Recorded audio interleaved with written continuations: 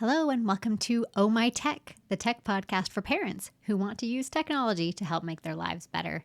Today, we are talking about some tech news that's definitely going to impact your lives. So, Mark Zuckerberg got on Meta. So, there was a video on Instagram, on Facebook, likely on Threads as well. And he's talking about some changes that are going to be happening all across the entire Meta platform. Again, so that's Instagram, Threads, and Facebook. And these changes are about freedom of speech, actually. So I'm not sure if you have seen in the past where you're going through Facebook and something says this is misinformation, or a friend of yours gets blocked entirely for posting different types of memes and things like that. He's saying that starting in the US, they're going to be ending third-party fact-checking programs that they've been using and move to more of a community notes-based model. So they're going to allow more freedom of speech by lifting these restrictions on some topics that are part of mainstream discourse and focusing enforcement on illegal or highly severe violations. So this is going to be a more personal approach to filtering this content. Now, as a huge proponent of the freedom of speech, one of my favorite quotes is from Evelyn Beatrice Hall, and it says, "I disapprove of what you say, but I will defend to the death your right to say it." And I sincerely believe that. I believe we all should have a right to our own voices. Now, what Meta is talking about here is more censorship on the illegal or highly severe content and allowing a little bit more to slide is what it sounds like. In the past, it seems like a lot of the really conservative content has been blocked or labeled as misinformation. There has been some liberal content labeled the same. And so as somebody who has friends on both sides of the aisle, it is interesting for me to see both sides of the coin. And so I think it's really important to allow that discourse. Now, the problem I've always had with these types of censorships of social media. And I've always said social media companies honestly can do whatever they want. It is their company. I can choose to consume that content or not consume that content. So, whether they are censoring or not censoring, I just like to be aware of exactly what they're doing so that I can make that informed decision. But in this case, Meta has really decided that it is limiting more freedom of speech than it was allowing. And I saw that definitely across my social media platforms. So what I'm saying is I feel like social media companies do have a right to manage their platforms however they see fit, whether they want to only allow, left side content or only allow right side content. It's necessarily their prerogative, and I can choose to interact with that or not. But if you are such a worldwide platform, you want to allow both sides of the aisle to have a voice on your platform. And I think this is a really important step in that direction. I can go outside and say whatever I want because I have the freedom of speech, but nobody's going to hear it because nobody's around my neighborhood, right? So it's important for these types of companies to realize when they are being a little overzealous. Because the problem I've had with censorship of these platforms is who is the arbiter of truth in these scenarios? Who gets to decide what is actual truth and what is not? I mean, aside from the actual truth, but there are things that are very opinionated.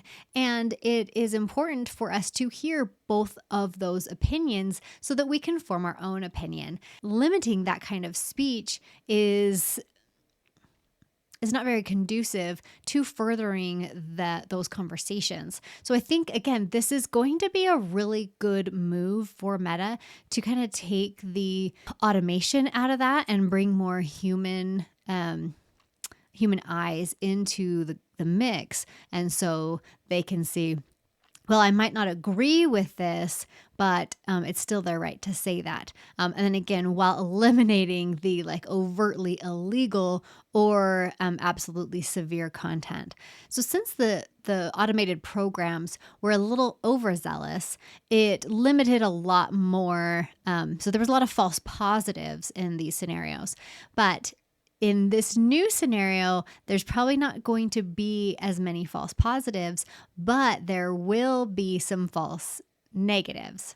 And what that means is that you'll probably come across content that might not be appropriate or that might be offensive to you, even though it might not be offensive to somebody else. So it's going to kind of open it up a little bit more to these kinds of things. So what kind of implication does that have for our families? So you have children who are on any Meta platform, Instagram, doubt they're on Facebook, but they definitely use Instagram.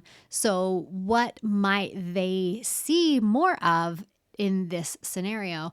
And honestly, they might come across a lot more content that is inappropriate. So it is going to be really important for them to train that algorithm to make sure they're seeing content that they enjoy. I'll say I like this, that it's going to kind of prevent a little bit more of an echo chamber. And I think that's social media can get into a little bit of an echo chamber because the algorithm is feeding you content that you want to see. And so the more you interact with a certain type of content, the more of that content you're going to get. And then you're in this echo chamber. So my echo chamber is a lot of dog videos and maybe some social media marketing videos, but it's a lot of that content and family technology videos. So I am kind of in an echo chamber, especially on Instagram and Facebook. So every once in a while, you got to kind of go outside your comfort zone and search out for some things that maybe you aren't seeing very often and you want to see more of. I'd like to see more cookies in my content. So maybe I'll do a couple searches for some cookies and then I'll start seeing some of that content. Instagram did recently release a way to reset your algorithm, and I will be putting out a video podcast on how to do that exactly. But for now, it's, I think, a step in the right direction for Meta. So a few more details here. So Mark Zuckerberg said, once the program is up and running, Meta won't write the community notes or decide which ones show up. They're written and rated by contributing users. So what that means is if I share an article and somebody has commented, hey, this article is fake, then the more people that say that about this article, if somebody else shares that article, it's going to have those community notes in there saying, hey, like a bunch of other people are saying that this article is fake. So they do this actually currently on X. Community notes will require agreement between people with a range of perspectives to help prevent some biased ratings. Again, because if I put out some right-wing content, then somebody who is left-wing can comment and say, this is fake, this is fake, this is fake. But if enough other right-wing people say, this is true, this is true, this is true, it's going to probably have some notification about both sides of that coin. So it's hopefully going to have a range of perspectives to help prevent bias, those biased ratings.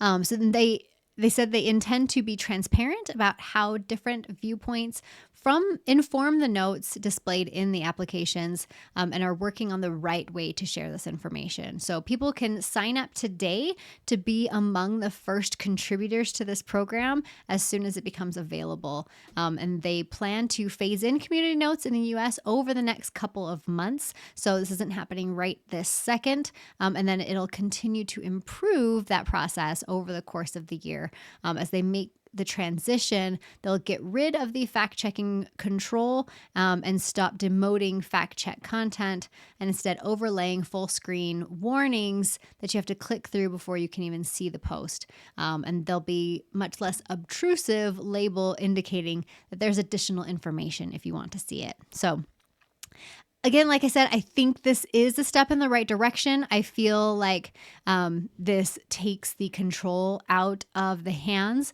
of the people in charge of these social media platforms, where they can say, this is the truth and this is not, even though it's an opinion-based content. So that's the news I've got for you today. We'll see you next time.